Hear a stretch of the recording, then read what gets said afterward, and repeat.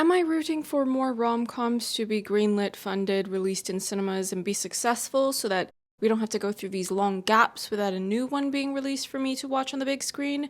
Yes. Would I rather I didn't have to read mediocre books for research in the lead up to new ones being released? Double yes. Hi, I'm Lady Genevieve, and on my channel I talk about entertainment media. Today I'm going to be doing a new source material video. It's been a while since I did one of these that wasn't Bridgerton related, as the 3 most recent ones I did here on my channel were on books 5, 7, and 8 in the main Bridgerton series. But before that, my last one that I made was on Sunrise on the Reaping. The main thing that I do on my channel is review films, with a primary focus on films releasing at the cinema. But occasionally I will also venture into the world of television series, or films that are being released direct to streaming.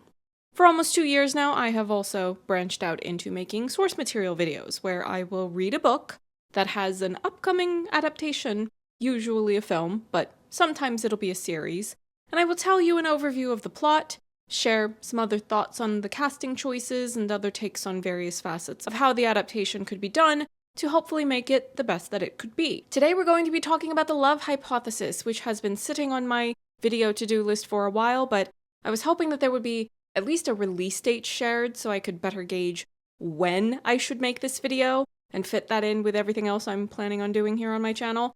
Even if the release date changes, having a rough idea is preferable for organization's sake.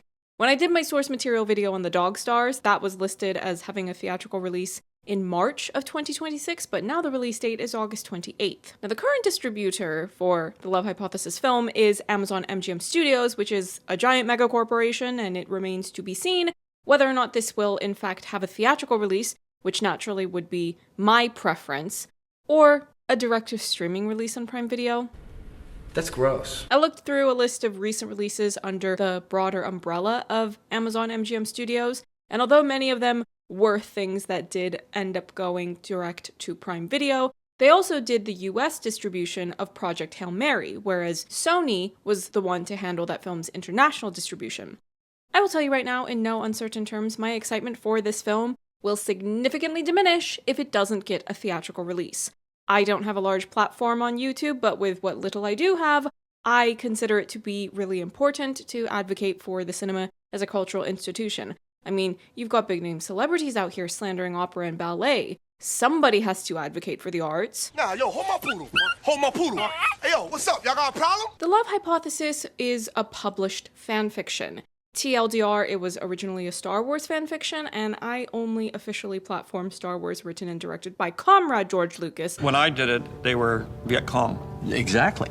So were you thinking of that at the time? Yes. The author of this book, Ali Hazelwood, used to work in STEM before their career as a writer became successful enough to be able to quit that profession and write romance stories full-time.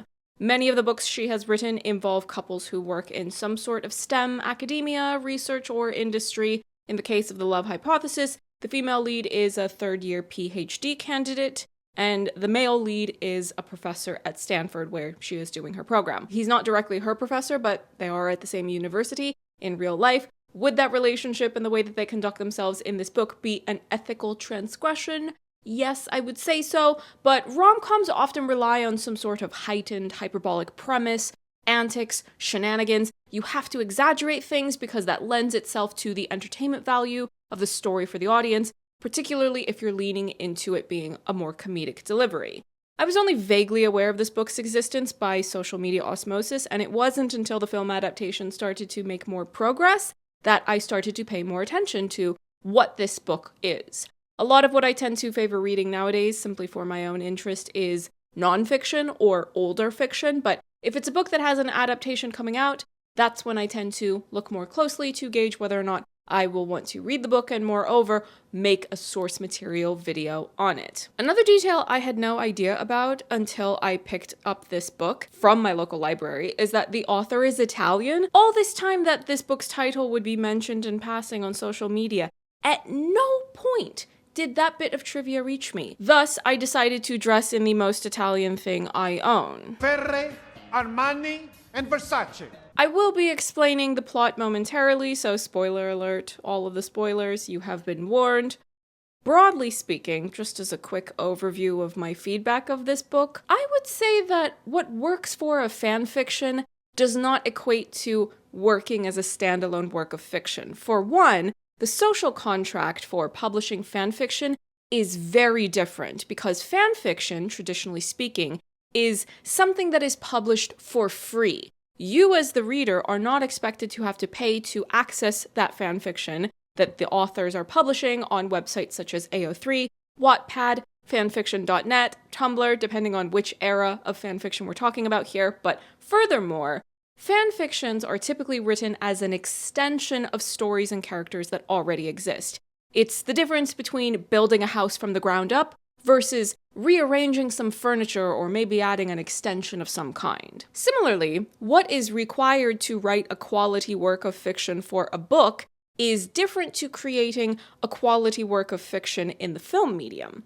Despite the juvenile pedestrian prose in this book, this story could absolutely end up working very well as a film, particularly when you have skilled actors injecting their own nuances and creative choices to how they end up performing these characters. And if the chemistry and interactions are engaging to watch between not only the central couple of the story, but any of the characters that have scenes together, it's far more likely to go well. If the directing and cinematography are stylish, if you're delivering a vibrant and cinematic production design, lighting, all of those other facets that work together to elevate the overall experience, it goes a long way to what the finished result ends up being. When a film has all of these different departments working hard to deliver an exceptionally high standard, that can be the difference between your rom-com becoming a classic that fans of the genre repeatedly return to for years or even decades after its initial release, versus being a mediocre direct-to-streaming release that is here today and forgotten tomorrow. All of this to say, it's still too early to know for sure because at the time of recording this video, we haven't even had a trailer release yet, but in theory, it's possible for the film to work to my liking, even though this book did not. I really struggled to feel like I was getting to know these characters the way that I needed to because they're not written all that well. But skilled actors can communicate a lot about their characters, not only through their lines, but also through their physicality, demeanor, everything about the way they emote, deeper truths about their characters that don't entirely come from what those characters say out loud. Now, we are fresh off of the release of Forbidden Fruits, and Lili Reinhart acted the hell out of Apple in that movie, especially that final monologue she did, so I am fully on board to watch her in this as well. She is playing the female lead, which is Olive Smith.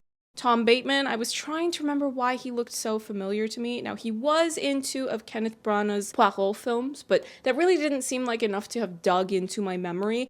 And it wasn't until I scrolled further back into his list of credits I realized why I recognized his face. He was in Da Vinci's Demons. Do I remember the plot of that show? Not really, but I did watch it back in the day, and he was in multiple episodes, so that would have presumably been when I first had him as an actor register in my memory. And Tom is playing Dr. Adam Carlson. Really? You named the male lead Adam? That is far too parasocial and overstepping for my liking, but anyway. If he's not going to be litigious about this, I'm not going to say anything further about that peculiar choice. I am not an Adam Driver stan, but he is in one of my favorite films in general, but also one of my favorite films to use for cutaways. Hello, this is fraud. On a global scale. At the time of recording this video, we have had most of the other supporting lead characters of the ensemble cast and announced, except for one, a character named Holden, who is Latino, and will be played by Rachel Marsh. The character is Vietnamese, and the actress is of Filipino descent. I'm not going to nitpick that. I will simply say that it's fun to see more Southeast Asian performers being cast in really popular anticipated projects like this one. Jeremy in the book is a ginger, but for the film they have cast Nicolas Duvernay, whom we've just talked about in passing here on my channel when I was reviewing the Reminders of Him film adaptation.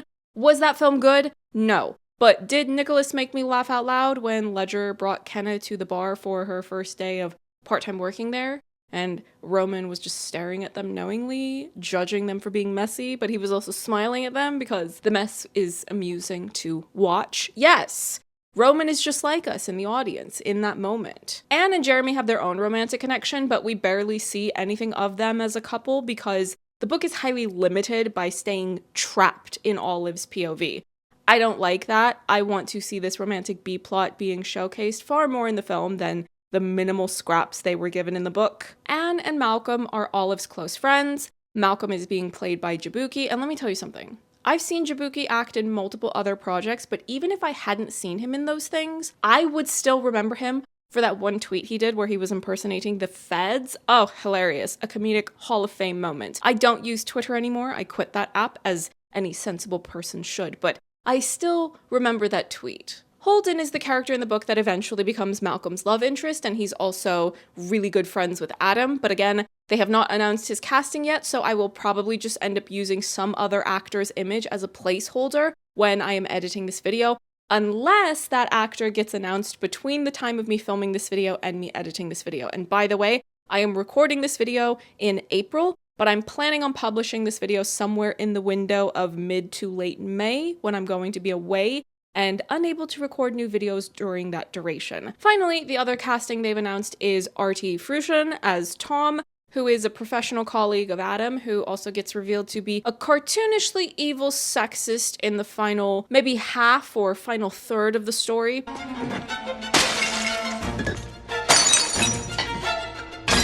Now let's speed run through this plot, hit on some of the main events, if you can call this plot eventful.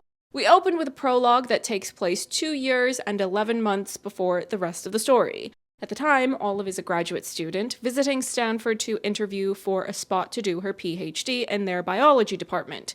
She is struggling and unable to see because she is wearing long expired contacts. How expired? Expired enough to stumble into the lab bathroom of a man whom she can't see, but I'm sure you can guess who it is.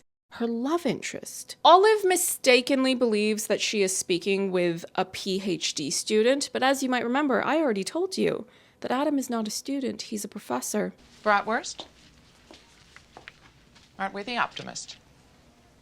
It's an awkward but not entirely unfriendly encounter where they exchange a bit of small talk where she mentions that she's Canadian, and she says the line, and I quote, "That's what you Americans get for leaving the Commonwealth." Is that the foul stench of monarchy propaganda? In my so-called rom-com book, would you like a second chance to rewrite that? So I don't know what else to say. Should I sing a rebel song? Olive has some doubts about the next steps of her life, whether to pursue this PhD program, and when he goes over her reasoning and motivation for pursuing this, she says to him that she has a specific research question that she wants to pursue and is afraid no one else will discover if she doesn't. And he advises her that that is the best reason to pursue a PhD. A few weeks after this encounter, she gets accepted into the Stanford program. Chapter 1 opens with Olive having more or less thrown herself at Adam to kiss him. Now, technically, she asked first, but he just sort of grunted a noise of surprise, which she assumed was him consenting. Now, before I elaborate on this, I will say that this seems like a peculiar way to open a film adaptation. You would probably want to play out more of the backstory and exposition beyond just the prologue of the book. The reason Olive has kissed this man out of nowhere is because she had briefly dated Jeremy, but not long afterwards, it became very clear to her that Jeremy and Anne were far more interested in each other, and Olive wasn't really interested in Jeremy that much anyway, so the two of them ended things very amicably. Jeremy asked Anne out sometime after this, but Anne is very committed to girl code, and thus has been rejecting Jeremy because she thinks it would be a slight against Olive, even though Olive has repeatedly genuinely told Anne to just go for it. Olive believes that if she can convince Anne that she has moved on with some other man, that Anne will finally go ahead and pursue her happiness with Jeremy without feeling guilty for it. Further context, because I want you to have this information early so you will have more of a sense of the foundation of the plot and characters. Adam has been yearning for Olive for all of these years, ever since that encounter in his lab bathroom, but it doesn't really come across the way that I would have liked to see it play out. That being said, though, a skilled actor doing a romantic story in a film only needs to do something like look at their love interest with a gaze that is full of yearning, and I will believe it. This is one of many examples of how a book that I don't think was written all that well could end up being really fun to watch adapted. The instant we get a trailer for this, we should get to see some yearning in it, and then I will be fully on board, ready to request to be added to the list for a screening or a screener, depending on which sort of release model they will be having.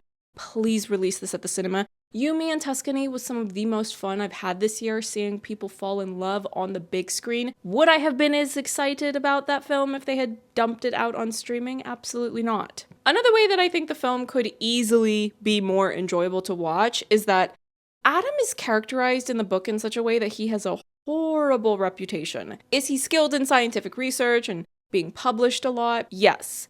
But among other things, he's perceived by these higher education students as being notoriously moody, obnoxious, terrifying, mean, hypercritical. He even made Jeremy throw up from anxiety before his qualifying exams. Adam has caused half the students in the department to postpone their thesis defenses. Those are all descriptions directly lifted from the book. For anyone in the audience that has ever felt the stress of performing well academically or even had to deal with a nightmare boss, I don't think that characterizing one of your leads like this would bode well if you are in fact going for something more light and whimsical in tone for your next, hopefully big rom-com. If you make him a tough professor and curmudgeonly in his temperament, but nothing outright terrifying, that would be far more preferable. Make him like crème brûlée, a hard shell on the outside, but just a flick of a spoon and he's custard. Once Olive explains to Adam why she kissed him, this whole matter of trying to make Anne think that Olive has moved on so that Anne will feel free to accept Jeremy's advances, he's fairly understanding about the whole thing. Olive really cherishes Anne as a friend. They're really close because they're often outnumbered by men, and more specifically white men. That is the book's description, not mine.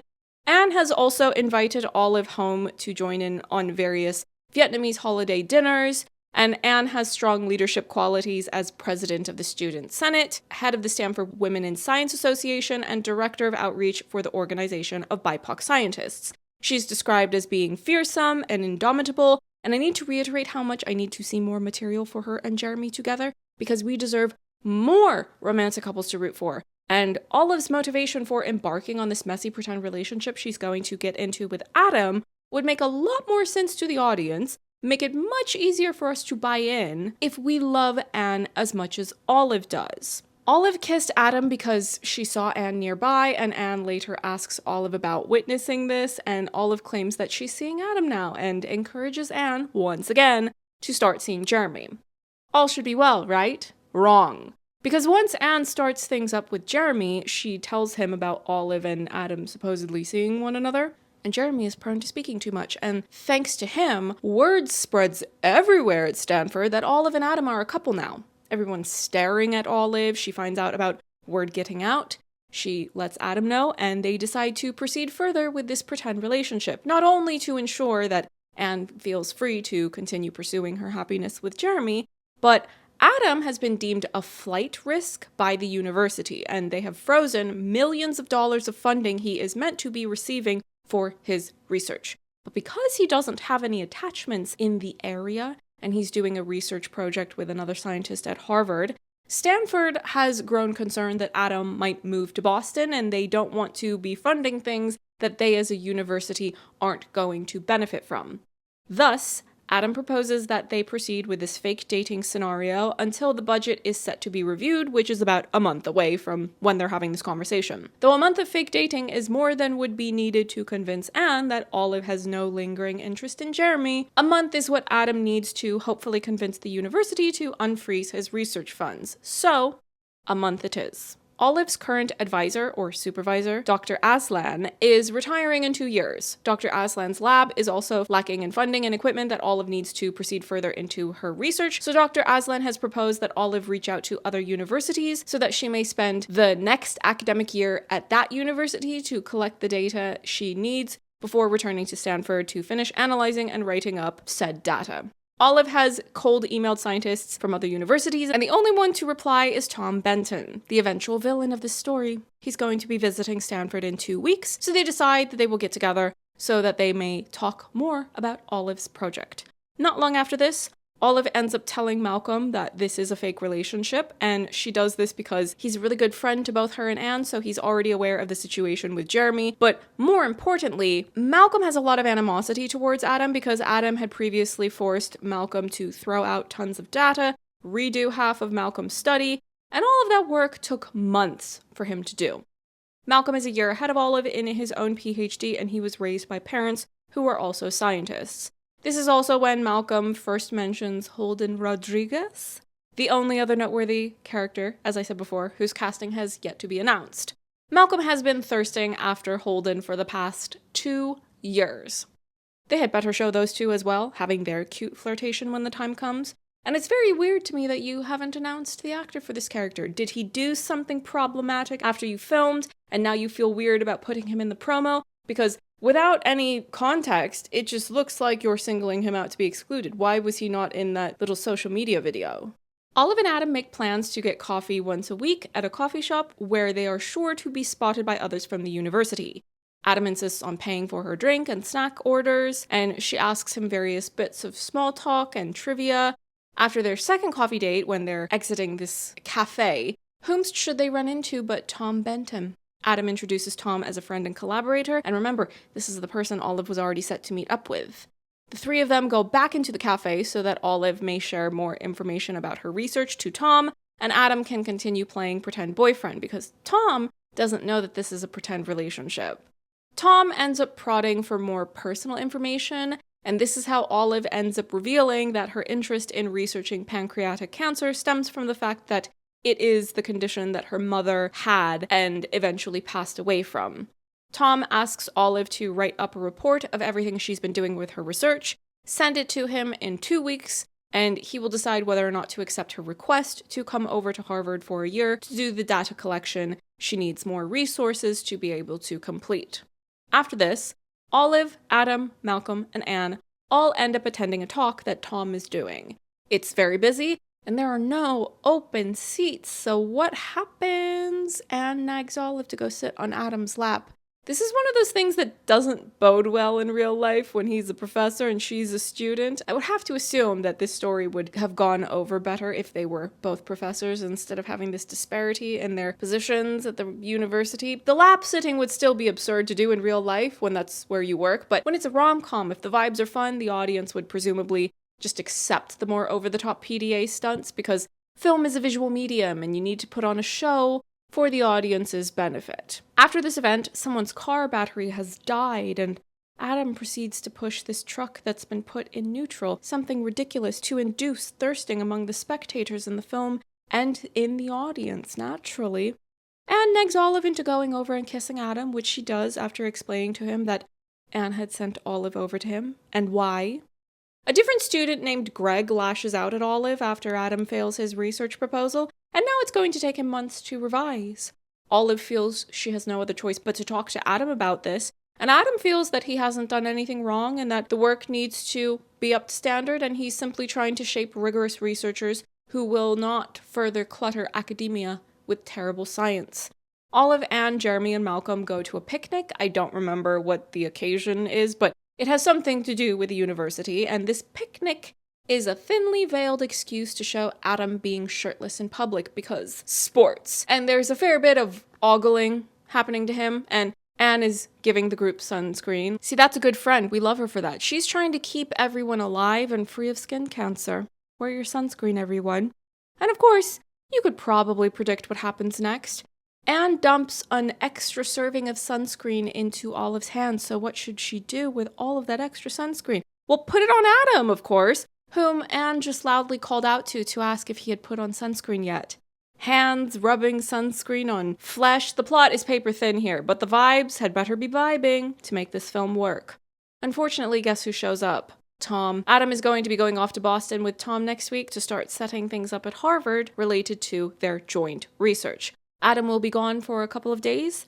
I hope he's not constantly running off in the film the way that he was in the book, because we need to see our main couple together to experience their chemistry and blossoming relationship. A different day than the picnic, Adam and Olive have a conversation where he is apologetic to her about Tom having been pushy, about Olive sharing that personal story about her mother, and the two of them have a more personal intimate conversation about their parents and upbringings. I don't know if those details are all that important or likely to be included in the film, but one detail I will mention is that Adam spent some time in his youth in the Netherlands because his parents were based there as diplomats. So later in the story, when Olive finally tells Adam that she loves him for the first time, she says it in Dutch.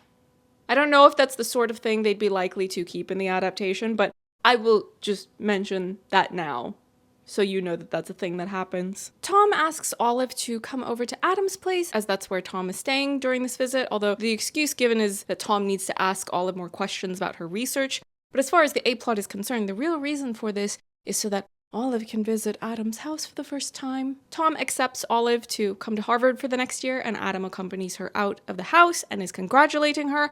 And this is when Olive first has the thought that, ooh, perhaps Adam could be the guy from the bathroom? I wouldn't say that she's that far gone yet, but the suggestion is enough for her to reflect and realize that she does have actual feelings for Adam, which is an alarming development. So she texts Malcolm so they can have lunch together and she can talk her feelings out with him, including the possibility of Adam being the guy from the bathroom from a couple of years ago. Malcolm suggests that Adam could reciprocate Olive's feelings, but Olive isn't confident enough to believe that this could be possible. Adam shows up at the cafe and overhears the very last bit of the conversation, and Malcolm leaves the pair alone to chat. Olive claims that she was talking about some other guy being the person she has a thing for, and Adam seems to believe her. Adam tries to offer Olive the option to end this pretend relationship if that's what she wants, because this arrangement is supposed to be mutually beneficial, but Olive isn't trying to call things off with Adam. This conversation gets interrupted by the arrival of Dr. Holden Rodriguez. Holden is good friends with Adam. They're very old friends. They've known each other for ages. Holden's parents were also diplomats, so once both of their families ended up settled in DC, Adam and Holden went to high school, university, and grad school together. Oh, and Holden hates Tom, so that's another reason for us to be fans of Holden. Also, Adam went to prom with Holden because the boy Holden had been dating for the entirety of senior year had been messing with some other guy for months and dumped Holden 3 days before prom. Adam was the one who offered to be Holden's prom date, and that is true friendship. After Holden leaves the two of them, Olive asks why Holden hates Tom, and Adam says that Holden has hated Tom since grad school, and Tom thinks that Holden is jealous of him. We also learn that Adam now believes that Olive is hung up on Jeremy still. When alone, Olive is emotionally distressed over the thought that at some point, this weird situation she's in with Adam is going to end. Later, Olive runs into Holden, who lets it slip that Adam has been going on and on about this amazing girl for years, but was concerned about her being in the same department as him. Holden is delighted that Adam has finally gone ahead and pursued something with Olive. Holden really likes Olive. He has a high opinion of her and her research, and she's been in one of his classes at some point in the past, though Holden has already told her during their previous encounter to just call him Holden. Olive, in her mind, cannot conceive of the idea that Adam has wanted to ask her out for years, even though in the book, they already said that she has considered that Adam might be the man from the bathroom. Slightly inconsistent storytelling, but alright. Olive assumes that Adam is interested in some other woman. Holden mentions the matter of Olive potentially going to Harvard for a year to work with Tom, and proceeds to warn her to both watch her back while around Tom, and also watch Adam's back. He doesn't elaborate further on this at this point in the story. That's for later. Next, Olive gets an email about an upcoming conference she and more or less all of the other named characters of this story are going to be attending. Olive is shocked to learn that the abstract she submitted has been selected to be presented as part of a panel with faculty. She is panicked and talks it over with her advisor, Dr. Aslan, who encourages her of her abilities as a scientist and public speaker and guides her on how to prepare. And Dr. Aslan has offered to let her practice during the next lab meeting, and she can answer any of Olive's questions in the preparation process. Now, the more pressing logistical issue Olive encounters is that she had assumed she would be rooming with Anne and Malcolm, except Anne accepted Jeremy's offer to stay in the free room provided to him by his fellowship, and Malcolm was offered a spot in a room with some other people that already had a room booked. Anne and Jeremy had assumed that Olive would just stay in Adam's room, and Malcolm couldn't say anything to correct Anne because Anne doesn't know that they're pretend dating. And Malcolm had intended on letting Olive know, but things were really hectic for him and he didn't have the chance to tell her before she found out. Olive is struggling to find any decent, affordable options for a place to stay, and once she tells Adam about the rooming issues, many of the listings she has found are very far away. Adam points out to Olive that if she stays somewhere far from the conference hotel, Anne is bound to notice, so Adam just offers that Olive can go ahead and stay in his room with him. Among other things. Olive assumes that they're going to end up in a room with just one bed because she is a fan of rom-coms and she's very aware of the tropes.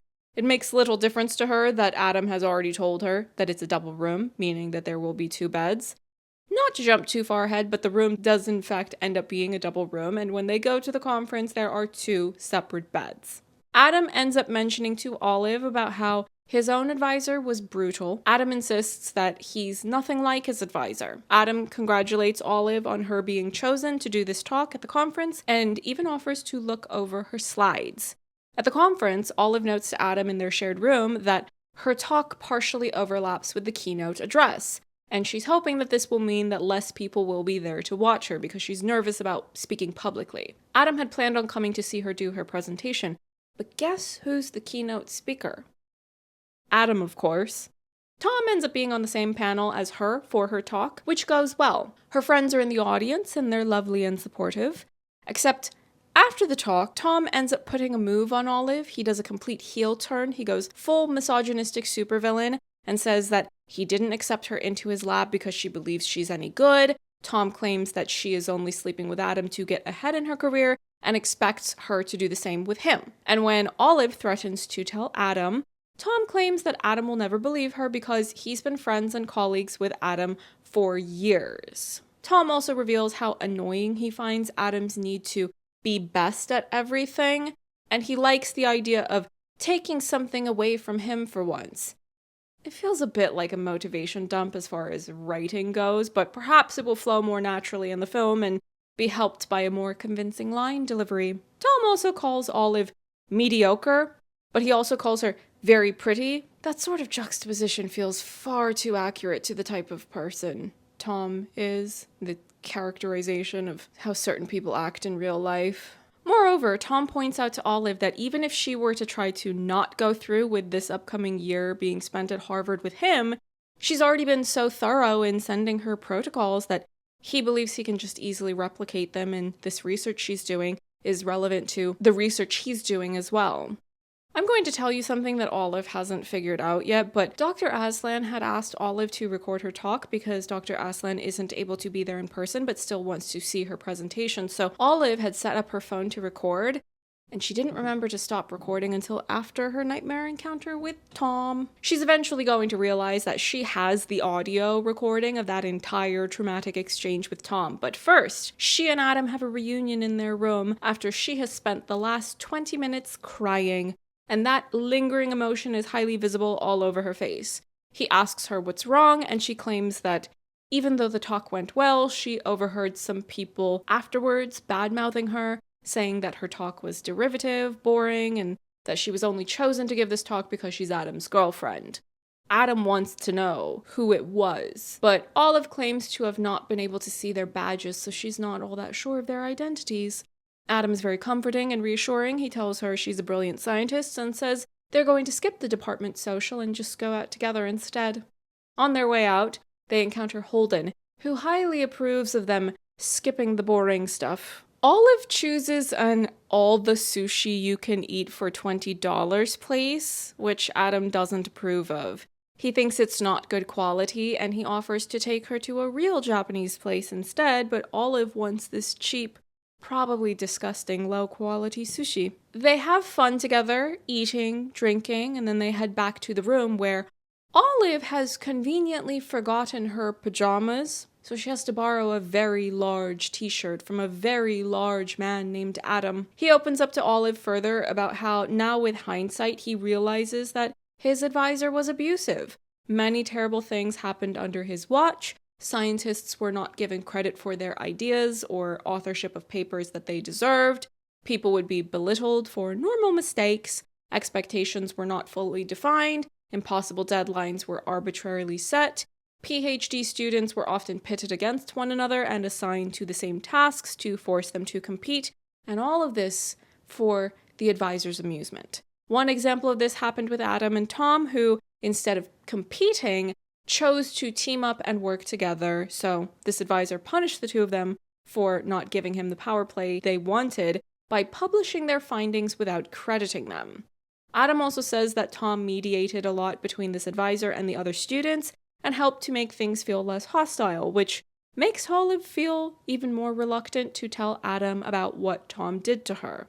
Now we have an outfit change because of what's about to happen next in the story. My pillion shirt felt like the most accurate attire. Do you give? Whatever you want. Really. Adam is reluctant at first, believing she's had too much to drink, but Olive rebuts that argument by pointing out how she's only had 2 beers and that was hours ago. She insists that she's not feeling coerced by him. She doesn't explain that she's not actually in love with someone else the way he incorrectly believes, but she makes it very clear that she wants to get intimate with him. Intimate? Is that how old people say sex? I'm not going to go into details, but it starts late in chapter 15 and extends about midway through chapter 17. There is not only the physical intimacy, but emotional intimacy as well, with pillow talk to better get to know one another. It's the sort of material that really only works in a film if the actors convince you, which I'm assuming Lily and Tom are more than capable of doing. Now, Adam reveals that he has to leave the conference early, and the reason for this is he's going to do an interview for a position at Harvard. He's also offering to show Olive around Boston if they're both going to end up being there. And Olive somehow still hasn't figured out that he is pathetically, hopelessly devoted to her. All those rom-coms you watched, but you can't read the signs? Also, he was doing a lot in those chapters that I didn't explain any details from. Sure. He was so thorough. I'm sorry, I'm trying not to picture it. Now, Adam's room is still booked, so Olive is able to stay there even after he's left to go do his interview and stay somewhere else. The following morning, it's just her in the room when Anne and Malcolm stop by to visit her. Important update. Malcolm and Holden Rodriguez have fully Sean Paul got busy.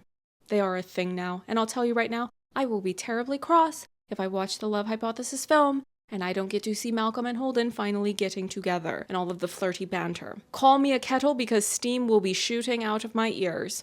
I really hope I didn't just accidentally predict that. An important update, it's now September 29th, which is the date Adam and Olive had agreed to do the fake dating until. And good news, Adam's funds have been unfrozen. Adam has just texted Olive to invite her to campus so he can show her around, and they could get dinner afterwards. Olive instead goes to see Adam at his new hotel. He suggests that she file a complaint on whichever of the attendees insulted her talk, and Olive says that she's decided it would do more harm than good, so she won't.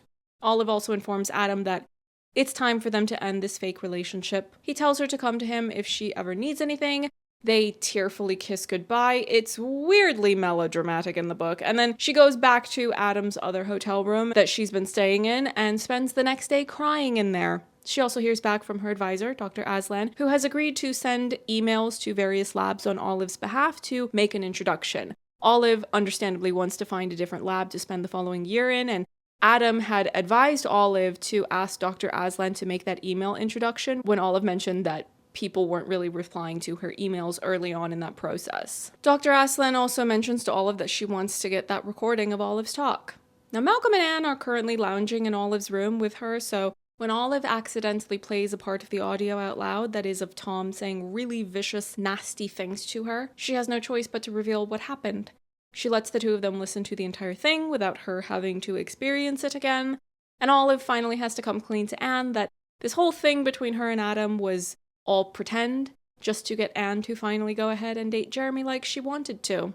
Except, Malcolm knows that it's real now between them because when they came to visit her room before, he saw that only one bed had been slept in. They both think that Olive should tell Adam, but Olive wants to get advice from Holden first, and guess who has his number? Malcolm, of course. Olive doesn't tell Holden the specifics about what Tom said and did to her, but she does learn from Holden that there was a suspicious pattern involving that so-called abusive advisor. Basically, Holden's operating theory is that Tom would manipulate certain situations to make Adam, as well as other students presumably, seem like they were incompetent enough to make the advisor yell at them, and especially Adam, and then Tom would get to swoop in and play the heroic mediator. Adam was a rising star, and Holden's operating theory is that Tom wanted to attach himself to Adam's rising trajectory. And since Adam holds Tom in high regard because of the trauma bonding of everything that happened under this advisor, he has been highly loyal to Tom ever since. Olive asks Holden whether or not he would show Adam irrefutable proof of Tom's true character. And Holden doesn't directly tell her what to do. However, he does tell Olive that prestigious institutions have been trying to get Adam to join them for years now. They've offered all kinds of incentives. And Adam only ever got around to agreeing to doing a job interview with Harvard once Olive had agreed to go to Harvard to work in Tom's lab. Olive manages to track down Adam at a faculty dinner, which Tom is also attending. She asks to speak with Adam privately, and Tom does what Tom always does, which is go where he's not wanted. He follows the two of them, gets into a spat with Adam when Adam is trying to get Tom to leave the two of them alone so that they can talk, and Tom is trying to scold Adam for doing something that could make Tom look bad in front of important faculty. But this small spat gets interrupted by Olive pressing play on that audio file of what Tom said, and once Adam hears that, he realizes that Tom was the one to make Olive cry at the conference. Adam then attacks Tom. People come running. It's all very dramatic. Or we can straighten it out right here. And Olive intervenes by telling Adam that Tom isn't worth it. Olive has to get going while Adam starts the process of exposing and reporting Tom, and he tells Olive to send him that recording, and he promises to come find her after he's finished dealing with everything, and then he will take care of her. Among other things. They all fly back to SFO, though Adam and Holden are on different flights than Olive and her friends. Olive checks her email and gets good news that other scientists have agreed to speak with her further about her potentially working in their labs the following year. Once both flights have arrived, Olive, Adam, Malcolm, and Holden decide to all go out to eat together, get some Chinese food. Holden makes Adam and Malcolm get along with each other by pushing Adam to give what is his version of an apology for how over the top he has been as a strict professor.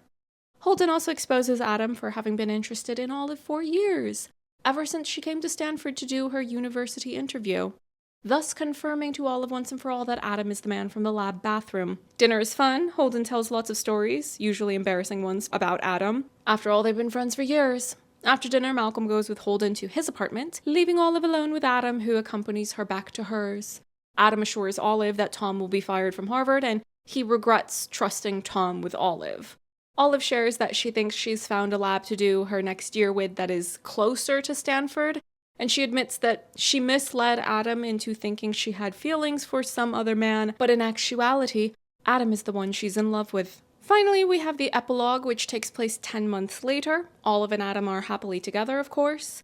They celebrate the 1-year anniversary of the moment when this commotion all started, which is, of course, when Olive approached Adam and asked if she could kiss him, and proceeded to do so without him properly consenting to it. Not exactly an informationally dense story, but it doesn't really need to be. At this point, I would say that the film has all of the needed ingredients to potentially be a fun rom-com to add to our lists. I've spoken a bit about the actors already, but another detail I want to mention is that the director of the film, Claire Scanlon, if you scroll back over a decade in her directing credits, guess what you will find? She directed 2 episodes of Selfie. Immediate green flag. I've thrown this video together in a bit of a rush because, like I said, it's mid to late April when I'm recording this portion of the video, and I'm planning on uploading this probably sometime in mid to late May when I'm going to be away, and I want to still have new videos ready to publish for all of you to see. I also have to return a bunch of Ali Hazelwood books to the library, as I decided to read some of her other works so that I could also include a ranking in this video, because if we're already here, we might as well be thorough. I recorded that ranking a couple of weeks ago, so that's what's going to be playing now.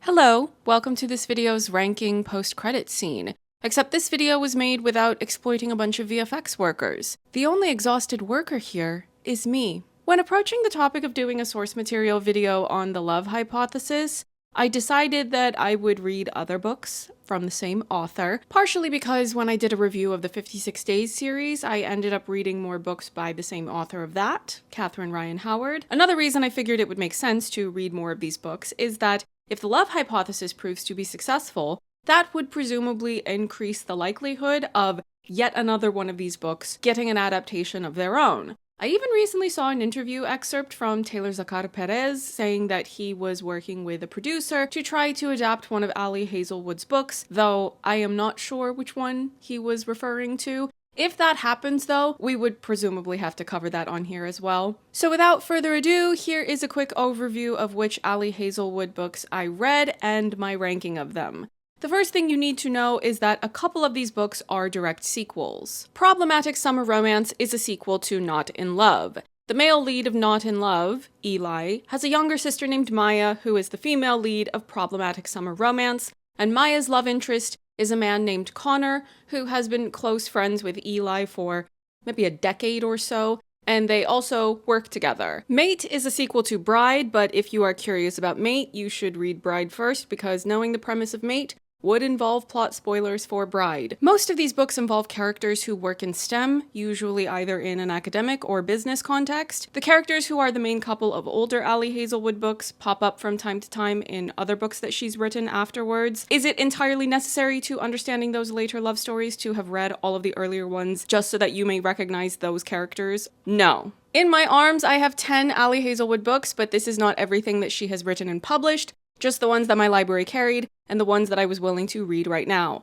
Of her 9 novels, I checked out 8 of them because one of the novels, Check and Mate, is a YA book, and I ignored that because I am mostly uninterested in YA. Sunrise on the Reaping is the only YA book I've done a source material video on in the last year or so. Now watch that end up being the book Taylor Zakhar Perez wants to adapt, and then I will have to go and read it anyway. But no matter, we will deal with that if and when it actually needs to be dealt with.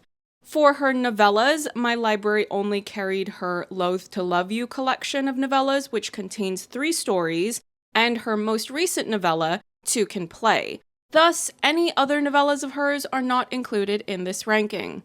And finally, I skipped her audio novella because I was not interested in listening to an audiobook. I did not take a copious amount of notes on these, so you're just going to be getting the highly abbreviated overview of why these stories ended up landing wherever I placed them in this ranking. First up in last place, we have Problematic Summer Romance. The entire story has these two arguing, where Maya is insisting that Connor is being too dramatic and exaggerating the issues with their age difference. But here's the thing, they were already acquainted when she was either a child or adolescent. I forgot how old she was when her parents died and her brother Eli became her legal guardian. But Connor was a friend of Eli's, and he would help Eli out with this workload of being a legal guardian.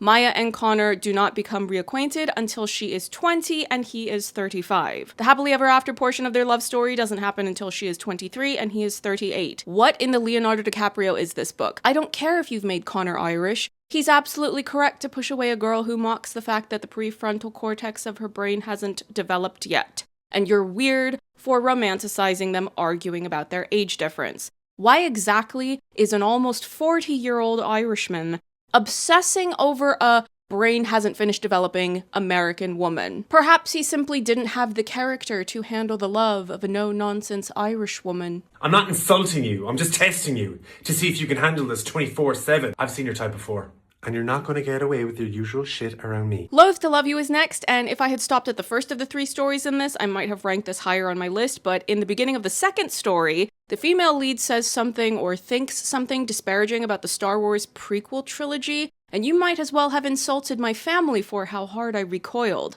The third story in this collection is very obviously about Domhnall Gleeson, and presumably the character he played in the Star Wars sequel trilogy, since the whole premise of your career as a published author is that your first book is a Reylo fanfiction. And I might have left well enough alone, but for you to repeatedly romanticize space imperialists when George Lucas created Star Wars as an indictment of American imperialism, with the heroes of the story being representative of the Viet Cong, I am going to have some questions. They will give you a medal, GI, but only after you are dead. The author also makes a meta reference in this third story to the fanfiction version of Domhnall Gleeson, resembling the oldest Weasley brother, and to that I'm going to ask, why exactly are you invoking the name of the franchise that must not be named? What year are you living in? Protect the dolls? Push and burn! What is she doing? Just a goose. Have a nice day. Number 8 on my ranking is Love on the Brain. This contains yet another reference in passing to the franchise that must not be named. You're very weird for doing that yet again. And the female main character in this describes her Anon Twitter account as her happy place. A grown adult woman describing Twitter as her happy place. Stop it. Get help. Now for context, the Twitter account in question is one that she uses to call out misogyny in STEM. But regardless of this book only being a couple of years old, social media has rapidly devolved and proven itself to be a festering breeding ground for the worst qualities a person can have. So regardless of it being connected to something good, that being calling out misogyny in STEM, it ultimately reads as being dated and absurd, especially to go so far as to call Twitter your happy place. You want me to root for her as a person after she's said that? I will root for her to go outside and touch grass. Also, this is a bigger plot spoiler, but it is necessary to make a point about my placement of this book on my ranking. A man tries to kill B, the female lead of this story, near the end of the book, and this violent escalation felt like it came out of nowhere. Now, I am not opposed to violence in fiction, but the fact that the story spends the majority of its time not even remotely giving the impression that that sort of violence is within the realm of possibility, and then to be jump scared by it, well, it put me off of the reading experience even further. If you establish from the very beginning that there is a higher level of danger in the story's premise and world, like in an action film for example, you expect to see combat and fight scenes. And in those instances, I'm not as put off by seeing violence as part of the story. But as I said, the way that it was executed just further put me off, and if you have noticed that I've not said anything about the romance of this couple, that's because it just faded into the background of most of these books. It felt derivative of multiple other couples across these other stories that I've read,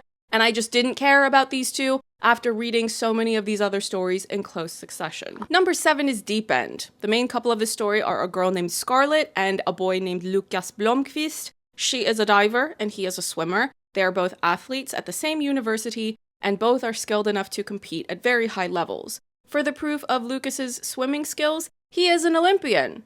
If you couldn't already tell by his name, Lukas is Swedish, and this book is very clumsy in its attempts to trivia drop to make it seem like it knows things about Sweden or Swedish culture. Lukas's personality is so bland, he's like a stale piece of knäckebröd. But I'm somehow supposed to be moved just because you wrote a lot of scenes of this couple engaging in physical intimacy? No, he's boring and I'm bored. And the fact that their relationship is built on this idea that they are compatible with each other because they both want to engage in kink, but then they don't do any sort of noteworthy exploration of kink. They had them fill out checklists before they get into things, and he is so overcome once he reads through her list because it matches his, but then you refuse to even go through these lists and tell us what's on them, and the specific details of which things they checked off and which they didn't.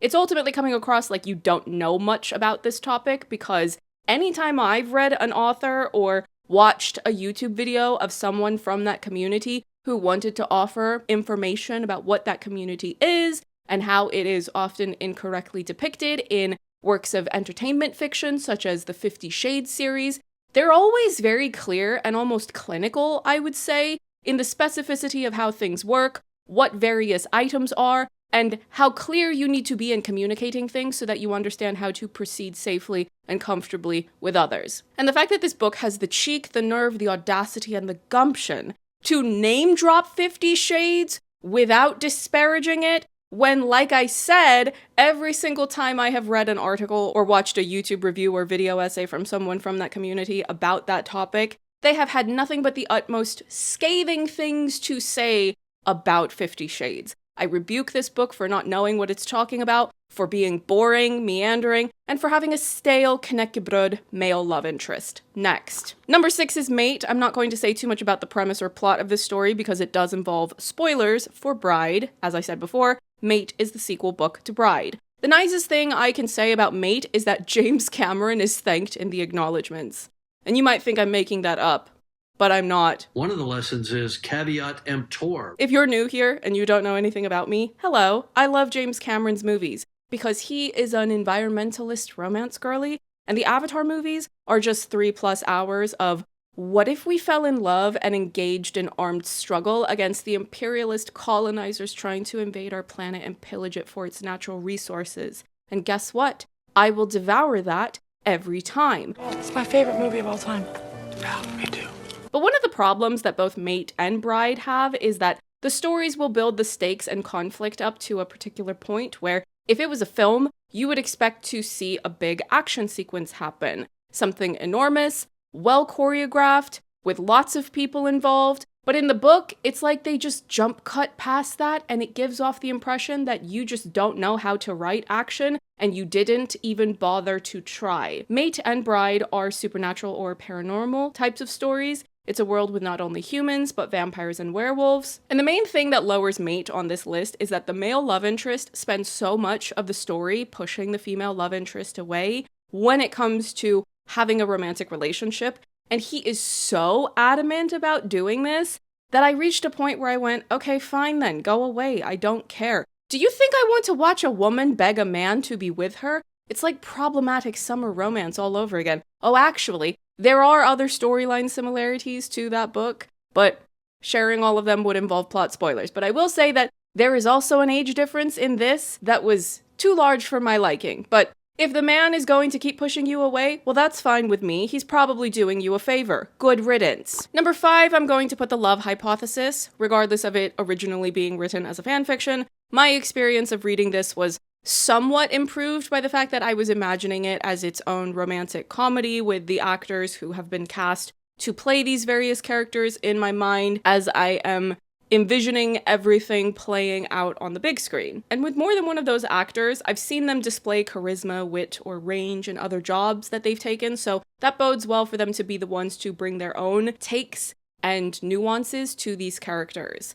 As a story, on the one hand, it wasn't too bad compared to the others I have already listed, but because this book was number 10 in the sequential order of reading multiple works written by the same author, there was quite a bit of what was in here that felt repetitive compared to the numerous other STEM romances on this list. I am looking forward to seeing the film though, because I really need to see more rom-coms released onto the big screen. One of the glaring issues that became apparent once I finished this book and was able to reflect on the entire list of 10 is that it's very apparent that this author tends to write most of her work as fanfictions first, because there is a severe lack of description in building your world and characters. When you read a fanfiction, you already have those characters and worlds in mind because you've seen the film or television series or whatever source material you're working with. As a fanfiction author, you are building additions to a house that is already built. But for a book to work on its own, you need to start from the ground up. And this book, along with the majority of these others, are severely lacking in that regard. Authors that are of a higher skill set will often stop to give establishing descriptions of a particular location and the people that are there. I also don't like this contemporary tendency for authors who are popular on social media to write solely from the point of view of just one character, or maybe two characters. I can feel how limited my view is of the world and the people in it as a result of that.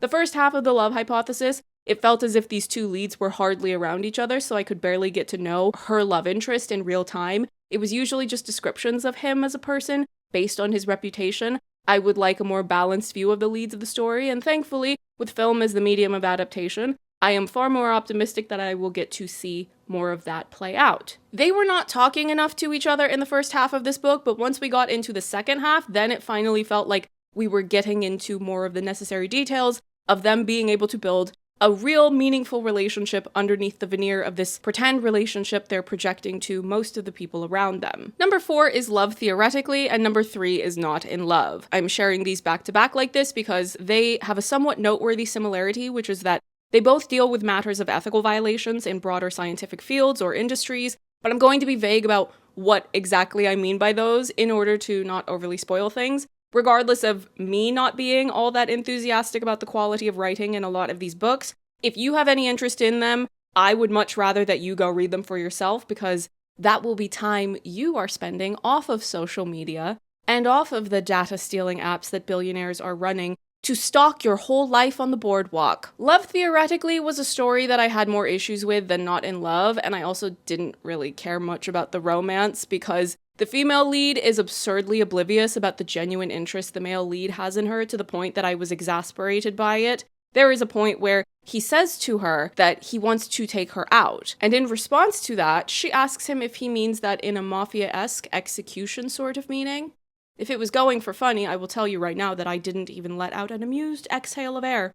But the insight the story gave into the highs and lows of pursuing a career in academia, that was the part that was actually interesting to read about and had me thinking that I would much rather Ali Hazelwood use her name recognition to write some sort of deeper non-fiction work that is probing into the field of academia, because she used to work in it before she was successful enough as an author to be able to do that instead, full-time. Tell me what's really going on behind the scenes in academia. But let me go through some of my other nitpicks for Love Theoretically, which is why it is number 4 instead of higher. The female main character's roommate is said to be wearing a Noam Chomsky sleep mask. Seriously? Noam Chomsky? I might have considered DNFing the book right then and there, on principle. But I had this whole video project already in mind, so I carried on with it. When his name was mentioned, I remember thinking to myself, why are you naming that weirdo when the thing you were attempting to go for in your world-building detail with that sleep mask could have just as easily been fulfilled with Michael Parenti instead?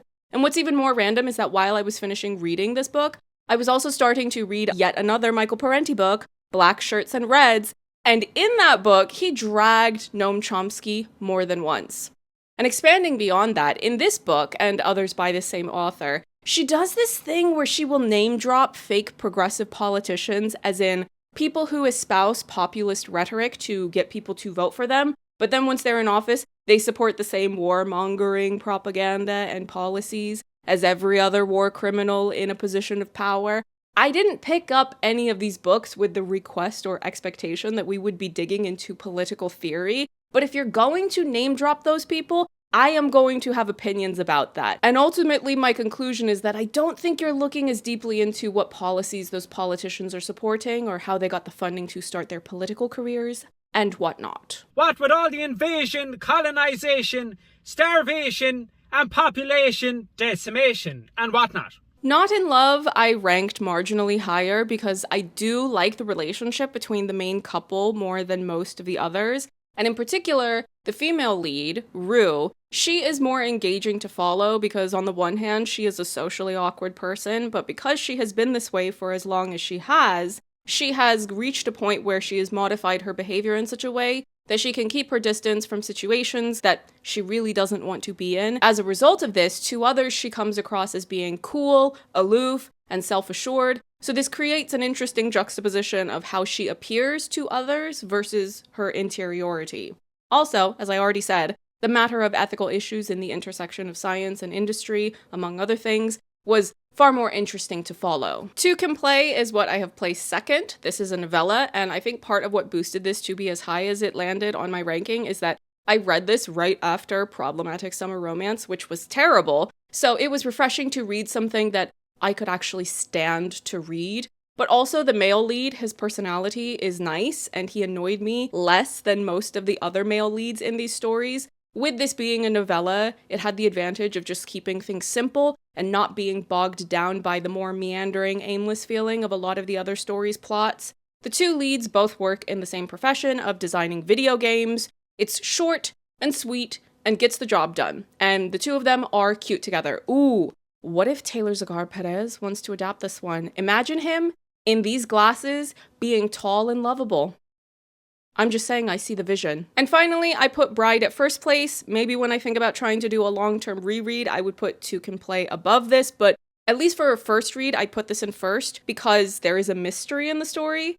It's a paranormal genre, as I said before. The female lead is a vampire named Misery, so if you were ever to do a film adaptation of this, if you don't play Misery by Maroon 5 when they first start to get involved with each other, what was the point of adapting it? The lyric goes, I am in misery. Commit to the bit, show business higher-ups. But anyway, Misery is a vampire, and she has to do a political wedding to a werewolf named Lo, and he is the alpha because of course he is. But here's the thing this story had working in its favor. There is a mystery that Misery is trying to solve, and I love a mystery. Not every mystery has the same level of rereadability, but at least on a first read, when you've presented me with a mystery and I don't know what the outcome is, yes, I am going to keep reading because I need to know. I don't know if a story like Bride would do as well with being adapted though, if I really think about that, because let's just say that there are certain details of stories like these that might not be easy to put on the big screen. It's not always an option to show the things that happen between your central couples in supernatural stories such as these. Lo, the male lead, he is also less annoying personality-wise than a lot of the other male leads in these other books. Him being a genuinely caring person and leader makes him not just more attractive as a love interest, but easier to root for as a character. Many of the men I'm supposed to be romanticizing in these stories either annoyed me or they bored me,